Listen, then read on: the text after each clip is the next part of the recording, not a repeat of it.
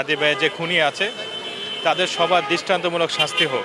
তারেক রহমানের সাথে উনি একত্র পোষণ করে উনি দেশটাকে সুন্দর করে এগিয়ে নিয়ে যাওয়ার জন্য উনি পরিকল্পনা করতেন। তাকে হত্যা করা মানে গণতন্ত্রের প্রতি আঘাত, দেশের প্রতি আঘাত, স্বাধীনতা সার্বভৌমত্বের প্রতি আঘাত। গত 17 বছর স্বৈরাচার শেখ হাসিনা যে বাংলাদেশের বিভিন্ন সেক্টরে যেভাবে তার পেশির শক্তি দিয়ে তার সেই কি বলে আপনার তার দোসরদের দিয়ে সে আকৃষ্ট করে রাখছে, সে আকৃষ্ট থেকে বেরিয়ে আসছে একমাত্র ছাত্র জনতা আন্দোলনের মাধ্যমে। সে আন্দোলনের নেতৃত্ব দিয়েছেন আমাদের প্রিয় নেতা জনাব তারেক রহমান। পাশাপাশি সে ছাত্র যারা অভ্যুত্থান তাদের মধ্যে অন্যতম হচ্ছে শহীদ ওসমান হাদি ভাই। আমি হাদি ভাইকে আমার হৃদয় থেকে আমি স্মরণ করছি।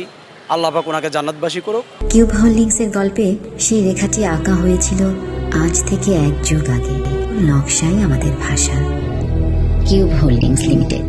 কারণ উনি অল্প সময়ে থেকে অল্প দিনে যেই উনি আকাশ সমান যে জনপ্রিয়তা অর্জন করছেন তা খুবই কম সংখ্যক নেতা বা খুবই কম সংখ্যক মানুষ এটা পারছেন। ওনার হৃদয়ে সবসময় উনি লালন করেছেন বাংলাদেশ জাতীয়তাবাদী দলের আদর্শ, শহীদ জিয়ার আদর্শ এবং বেগম খালেদা জিয়ার আদর্শ, তারেক রহমানের আদর্শ। আপনারা দেখেছেন ওনার বক্তব্য তা ফুটে উঠেছে।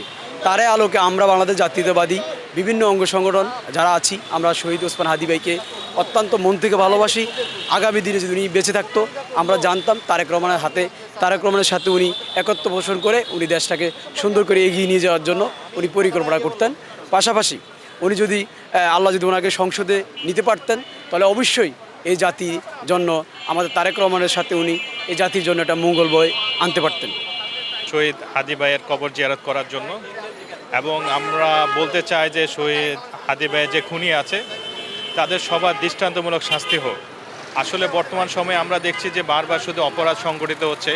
অপরাধীরা অলরেডি মনে করছে যে আসলে অপরাধ করে ছাড় পেয়ে যাবে। যখনই অপরাধীরা অপরাধ করে ছাড় পেয়ে যায় তখনই দেখা যাচ্ছে অপরাধ বারবার সংঘটিত হয়। তা আমরা চাই যে কোনো ক্ষুদ্র অপরাধ হোক বড় অপরাধ হোক সব অপরাধীদের শাস্তি হোক। অপরাধীদের শাস্তির মাধ্যমেই ওই অপরাধকে বন্ধ করা যাবে এবং দেশের মানুষে যে এখন যে ইনসিকিউর ফিল করছে সেটা কমে আসবে এবং অপরাধে অনেক কমে আসবে। তা আমরা চাই যে শহীদ হাদি ভাইয়ের যে খুনি আছে খুনিদের দৃষ্টান্তমূলক শাস্তি হোক এবং সেই শাস্তি এমন শাস্তি হোক যেন আর কেউ এরকম অপরাধ সংগঠিত করার সাহস না পায় বাংলাদেশে।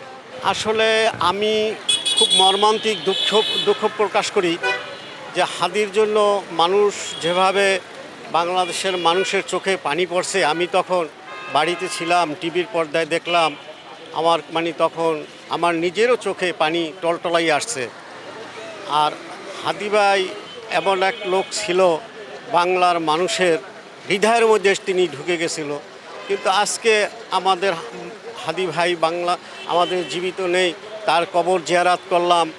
আমাদের তারেক সাহেব তিনি আসছেন, তাদের সাথেই আসছি, এখানে জিয়ারত করলাম। আসলে আমরা চাই যে বাংলাদেশে এই হাদি ভাই যে আমাদের প্রাণ থেকে হারিয়ে গেল এরকম আরও যেন হাদি একজন সত্যবাদী আমাদের দেশে আসে। এই ঢাকা বিশ্ববিদ্যালয় আন্দোলন সংগ্রামের সূতিকাগার, এখানে আমরা যেমন 90 ডাকসু এবং হল সংসদ, জাতীয়তাবাদী ছাত্রদল, জাতীয়তাবাদী যুবদল, বিএনপি, বাংলাদেশ জাতীয়তাবাদী দল, দেশনেত্রী বেগম খালেদা জিয়ার নেতৃত্বে সেদিন আমরা স্বৈরাচার বিরুদ্ধে আন্দোলন করেছি। আজকে আপনারা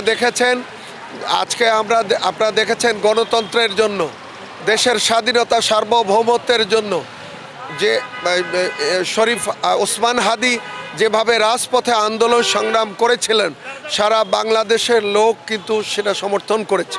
যে ওসমান হাদি গণতন্ত্রের কথা বলে, ওসমান হাদি স্বৈরতন্ত্রের বিরুদ্ধে কথা বলেছে, ওসমান হাদি স্বাধীনতা সার্বভৌমত্বের জন্য কথা বলেছে, যার ফলে আজকে তাকে জীবন দিতে হয়েছে। একজন ব্যক্তি এসে তার মাথায় যেভাবে গুলি করেছে, আপনি কি মনে করেন এটা শুধু সে আসলো আর গুলি করে চলে গেল? এইটি সুদূর পরিকল্পিতভাবে তাকে হত্যা করা হয়েছে। তাকে হত্যা করা মানে গণতন্ত্রের প্রতি আঘাত, দেশের প্রতি আঘাত, স্বাধীনতা সার্বভৌমত্বের প্রতি আঘাত। আমরা এটার তীব্র থেকে তীব্র নিন্দা করি এবং বাংলাদেশ সরকারের কাছে আমরা দাবি জানাই অনতিবিলম্বে খুনি যেখানে যেই দেশে যে অবস্থায় যেখানে আছে সেখান থেকে ধরে নিয়ে আসে বাংলাদেশের আইন অনুযায়ী বিচার ব্যবস্থার সর্বোচ্চ শাস্তি যেন তাকে ফাঁসির ব্যবস্থা করা হয়, এটা আমরা দাবি করছি। আপনারা দেখেছেন আমাদের নেতা তারুণ্যের অহংকার জনাব তারেক রহমান সুদূর বিদেশ থেকে চলে আসছেন, 17টি বছর কিভাবে নির্যাতিত হয়ে বিদেশে ছিলেন, কিভাবে স্বৈরাচার খুনি হাসিনা তার প্রতি অত্যাচার করেছে, তারপরেও তিনি সেখান থেকে জাতীয়তাবাদী দলকে ঐক্যবদ্ধ করে আন্দোলন সংগ্রাম ছিলেন। এবং সর্বশেষ জুলাই বিপ্লব আন্দোলনে যেভাবে ছাত্র জনতা সবাইকে ঐক্যবদ্ধ করে জনাব তারেক রহমান নেতৃত্ব দিয়েছেন, তার ফসল শেখ হাসিনা খুনি হাসিনা স্বৈরাচার খুনি হাসিনা পালাতে বাধ্য হয়েছে।